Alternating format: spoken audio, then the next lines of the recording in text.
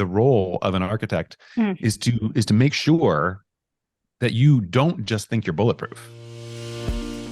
Hello, I am here with Ian Varley, Principal Architect in the Core Engineering team at Salesforce. Thank you so much, Ian, for joining me today. Oh, Susannah, I am so happy to be here with you, and I'm excited to talk to everybody. Yeah, so why don't we start with what exactly you do at Salesforce? It's not entirely clear to anybody what I do here at Salesforce. I've been here for about 13 years at Salesforce, and Wow. my title is principal architect, and I am involved in, architecting our systems, but I play a little bit of a meta role in that I really work with our community of architects to try to help them be more effective as architects. And I work across our community of engineers to try to help everybody understand a little better and a little more deeply what it is that we do and why we do what we do. Like, oh, there's some new initiative. We're trying to do XYZ. Sometimes, especially in a big company, things like that can kind of come across as, oh, there's just a mandate. We got to do this thing. Right. And there usually are really good reasons. And if you don't explain what those reasons are for why you're doing a thing, it's hard for people to really get into the spirit of doing it and doing it well. So my whole métier here is really just, can we help everybody understand the why of what it is we're doing at a technical and architectural level? Ah, that's really interesting because I think a lot of people who are maybe watching this are architects in Salesforce customers or at partners. And frankly, a lot of the work that they do is very similar. They're helping to make sure that their business users and their developers and admins really understand what's coming with Salesforce and sort of what the why of why things have changed. So that's really Yes, interesting. exactly. And I think sometimes, especially if you come up through an engineering background, you can have a little bit of a bias internally in your mind, which is like, well, if I'm not writing code, I'm not really working, Mm, right? yep. And I think that's terrible. I think that's very, very pernicious as a thought pattern, because much of the time, what's not working or what's wrong isn't because you didn't write the code correctly. It's because you had the wrong mental model of what you were trying to do, or people were not understanding each other, or people were going in different directions, right? Yeah. And certainly, for the folks, I think for a lot of the folks who are listening to this, they're probably at a point in their careers where they have that high leverage, like they have all that context, they have all that deep understanding, and if they don't provide that understanding to the people around them, nobody else is going to, right? And so Exactly. so I think it's so important to value that, to value, the act of explaining something, to value the act of putting something in writing, and Yep. thinking deeply, getting context about stuff, spending time on design. Like, these are all such important Yeah. activities. Yeah. Language is incredibly important, right? We don't think of it as being so important, but making sure that we're using the right words to describe something and we're using that when people are aligned, they really understand what they're aligned behind, I think is something that a lot of our architects are definitely deeply familiar with. Yeah, and if folks are not familiar, there's a podcast that originally came out of Heroku called the Codish podcast, and the most recent episode of it, it's from a few months ago, but it's an episode that I was on, actually talking about exactly that, talking about writing and why writing Ah. matters to engineers and engineering adjacent roles. So if folks, like, if you're like, oh, that sounds really interesting, you should go listen to that podcast. Oh, that's awesome. So speaking of writing and the importance of sort of how you're stepping through your architectural thinking, probably a lot of folks who are listening are familiar with Salesforce Well-Architected, which is something that my team Certainly. has actually been working on. And I know that, your team is not implementing on top of Salesforce. So a lot of that guidance isn't exactly applicable, but I'd love to to understand how you think through your architectural thinking and maybe apply some similar concepts. Yeah, I'm a big fan of the Salesforce well-architected framework, despite the fact that, the work of most of the teams that I'm doing, of course, isn't on the platform. It is the platform. It's like Yeah. building that platform.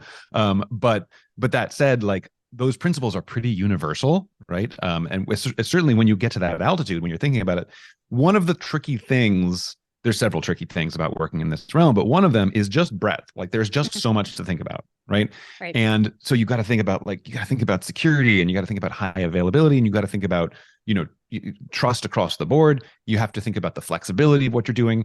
And I think one of the values of a framework like the well-architected framework really is just, it reminds you of the things that are not urgent, that are not knocking down your door right now, but that if you disregard them, they're going to be urgent. They're going to be knocking down your door in a year, right? Yep. Yep. And so it's that foresight is, I think, really the value of a framework like that. And we think about that a lot internally, when we, there's obviously so many concerns about what you're trying to get done at a company like Salesforce.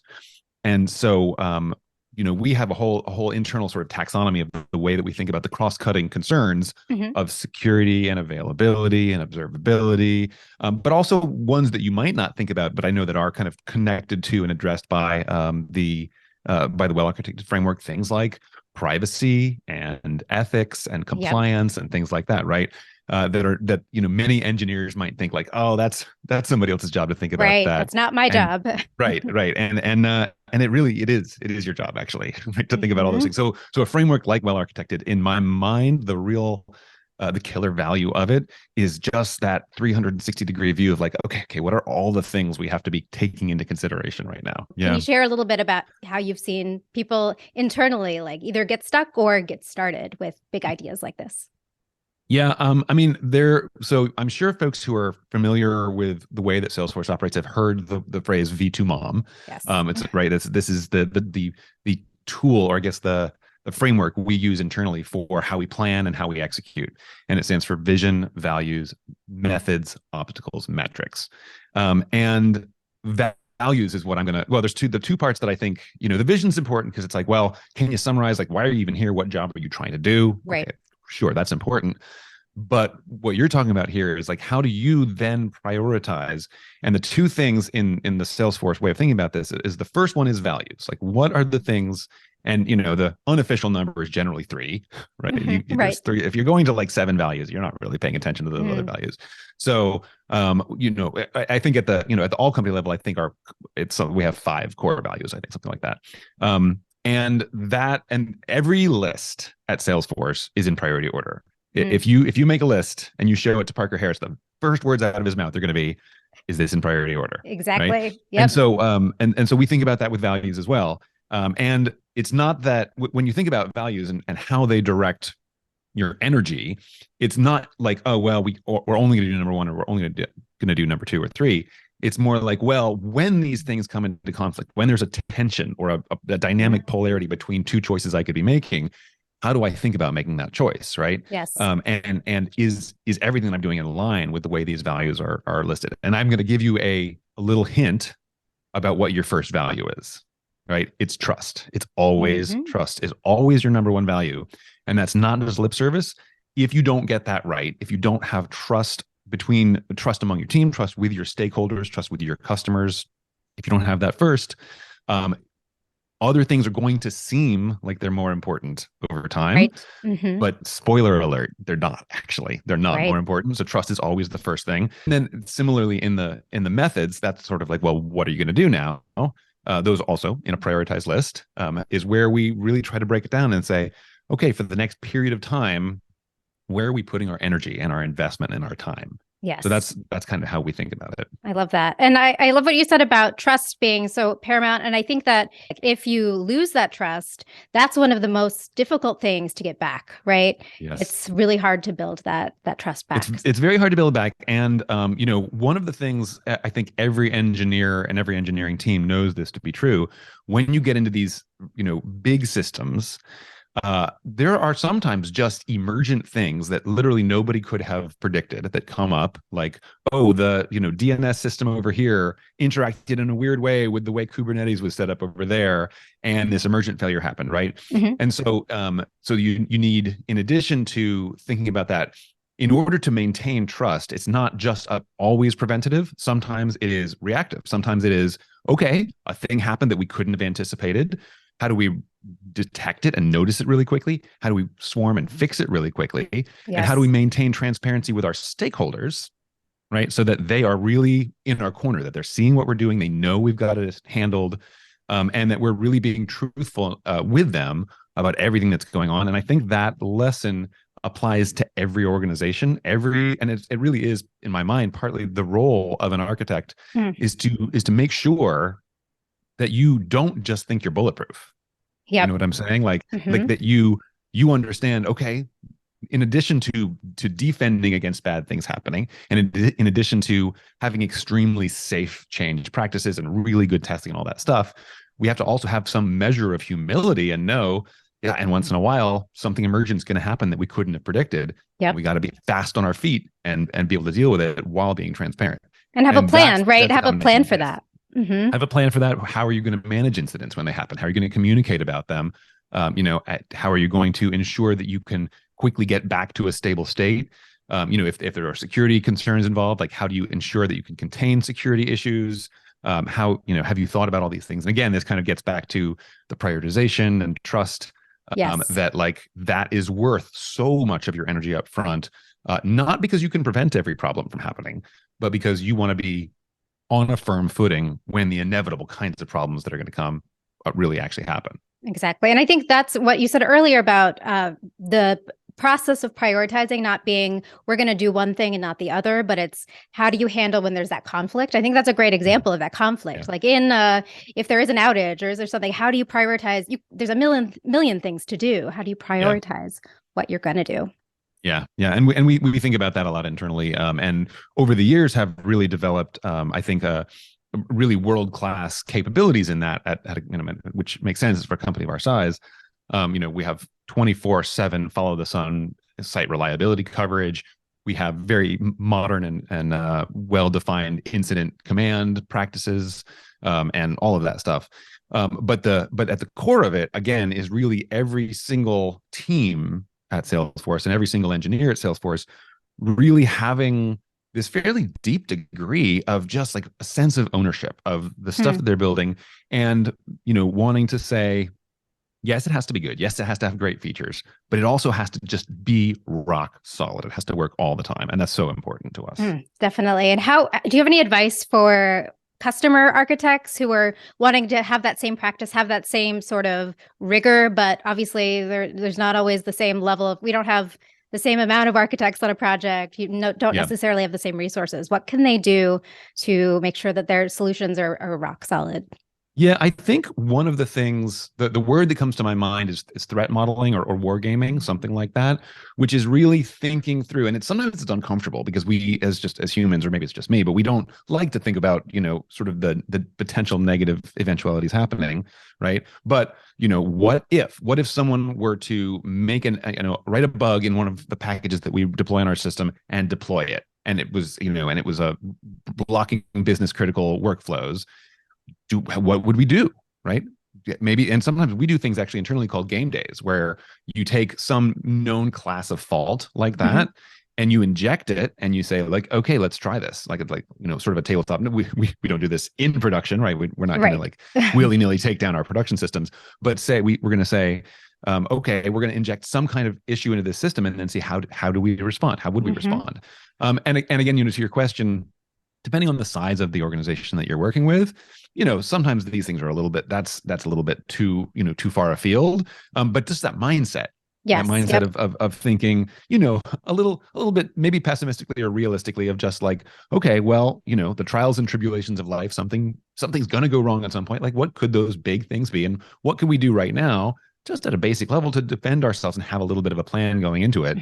And I think, you don't have to spend every minute of every day thinking about that, obviously, but a stitch in time saves nine, as they say. Absolutely. Yeah. Having a business continuity plan is definitely something that we mentioned in Well-Architected, and that we encourage folks of sort of all sizes of implementations to think about, and to not just have one, but to practice, right? To practice how to actually execute that. Speaking of Well-Architected, is there anything that surprised you when you read it as a member of the engineering team? Oh, I think when I think about it, I think the thing that surprised me overall about the framework is honestly, to be honest, just kind of how comprehensive it actually is. Like if you really get into it, right? If you really read the whole thing, they're like, it's just like it's a roadmap, honestly, almost, of like how you think about stuff. And I was talking to Zane about this actually not too long ago, and just like the amount of thought that went into that framework, I was so impressed. And I told her, I was like, can we make something like this for internal, for how we think about it internally? We actually have modeled some of the things that we've done on that. Cool. But yeah, I think that's the aspect of it that I was like, oh wow, this covers everything. This is so comprehensive. Yeah, no, I think, and that's, I think, a great thing. And I think it's also a challenge, right, for folks who are maybe new to architecture on the Salesforce platform, or who are just have a lot of stuff to do and are trying to digest this really meaty document. Yeah. As someone who I know writes a lot of very dense documents, why don't we say that? I do. What advice do you have for people who are trying to like wrap their heads around these more, it's not just like reading documentation on how to implement something. It's like this 30,000-foot view of Mhm. almost like thought leadership type of documentation. Like how does someone maybe who isn't used to dealing with that sort of information start to digest it? Um, yeah, that's a tough one, and in part because there's a kind of inverse relationship between breadth and depth, and it's kind of obvious if you think about it. But like the broader you go in terms of what you're trying to describe, then the less deep you can go, and still keep someone's attention, right? Right. You can't hand someone a 100-page document and say, please read this. Like that's no one's Yeah. going to do that, right? Right. And so trying to a lot of my energy internally is actually just trying to find that balance of like just right at the edge of like, well, it's just long enough that gives you the detail that kind of makes you interested and gives you the right mental model, but not so long and detailed that it's going to lose somebody. And I think the word that I rely on more than almost anything else is the very modern 1970s concept of hypertext, right? Which is really just this idea that you can decompose these things. And a common problem engineers have when they write documents is they just throw in all of the detail. Like, okay, I need to explain this thing. Well, here's 16 stack traces, and here's like just gobs and gobs of information. And there's nothing wrong with capturing that information. Of course, you've got to, you want to write these things down and capture them. But this notion of being able to separate out high level versus low level and link between them and say like, hey, okay, I'm going to explain this at a high level. If that made sense and that's all you need to know, go on your way. Right. If you need more, well, here's a link to the full document, or if you don't believe me, or if you really want to reproduce it yourself or anything like that. Or for example, if a document's getting too long, and I often I'll look at it and go, this whole page here is a very single cohesive concept. I'm just going to break that out. I'm going to factor that out into its own thing, give it a good name, give it a good, short URL, and then just link to it from the other one. And that way it kind of, it has this effect of sort of, like I said, factoring out kind of repeated stuff. I mean, we think about this with our code all the time, right? You wouldn't just copy and paste a function over and over again. Yes, You'd write it as a function. Modularity and all of those good things. Yep. Right. So don't repeat yourself. And there's there's limits to that, of course, even in software engineering. But when I think about it a lot from a conveying information perspective of like, oh yeah, just like kind of pull that out. That's its own unique thought. And then I make a lot of one pagers, right? Where it's just one page, and here's this one thought, right? And then anywhere else I'm writing something or somebody else is writing something and that kind of concept comes up, you don't have to say it again. You just link to it, right? Yes. And so that's kind of my secret weapon in finding ways. That's one of my secret weapons. My other secret weapon, to be honest, and this is going to vary from person to person, is actually just a little bit of humor.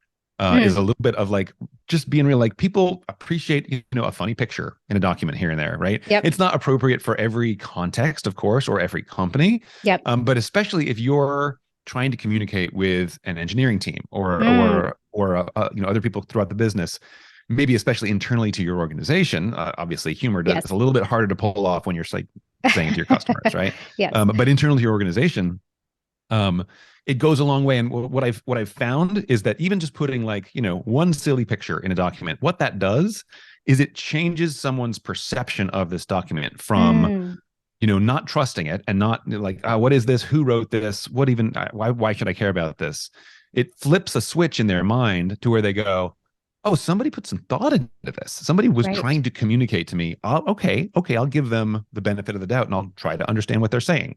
And without that, often it's just because, asynchronous written communication, it is denuded of a lot of the context that we have when we're just talking to each other, facial expressions and tone of voice and all of that stuff.